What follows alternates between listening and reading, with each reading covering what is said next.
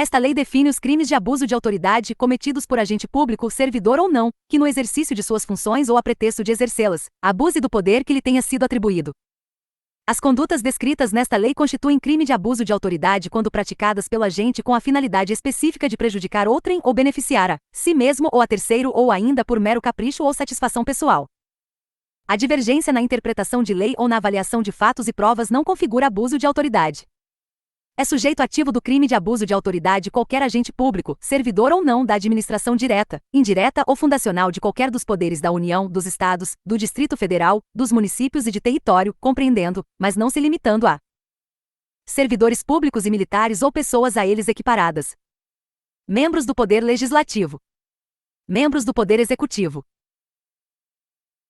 Membros do Poder Judiciário.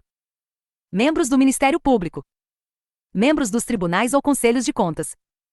Reputa-se agente público para os efeitos desta lei, todo aquele que exerce, ainda que transitoriamente ou sem remuneração, por eleição, nomeação, designação, contratação ou qualquer outra forma de investidura ou vínculo, mandato, cargo, emprego ou função em órgão ou entidade abrangidos pelo caput deste artigo.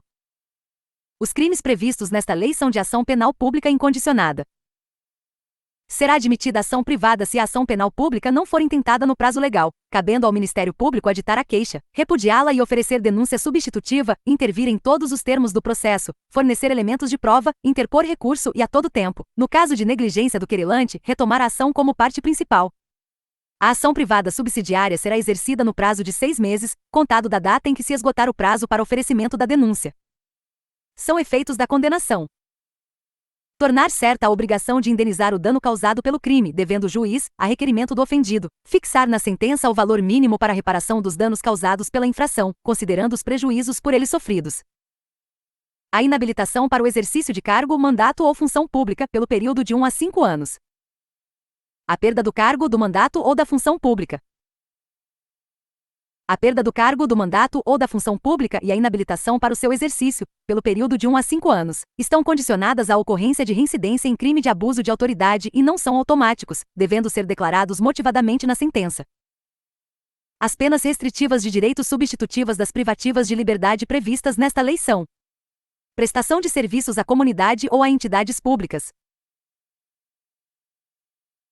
suspensão do exercício do cargo, da função ou do mandato, pelo prazo de 1 a 6 meses, com a perda dos vencimentos e das vantagens.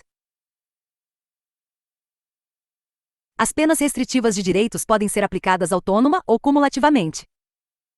As penas previstas nesta lei serão aplicadas independentemente das sanções de natureza civil ou administrativa cabíveis. As notícias de crimes previstos nesta lei que descreverem falta funcional serão informadas à autoridade competente com vistas à apuração.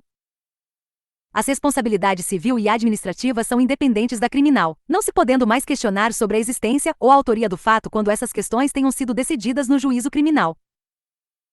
Faz coisa julgada em âmbito civil, assim como no administrativo disciplinar, a sentença penal que reconhecer ter sido ato praticado em estado de necessidade, em legítima defesa, em estrito cumprimento de dever legal ou no exercício regular de direito.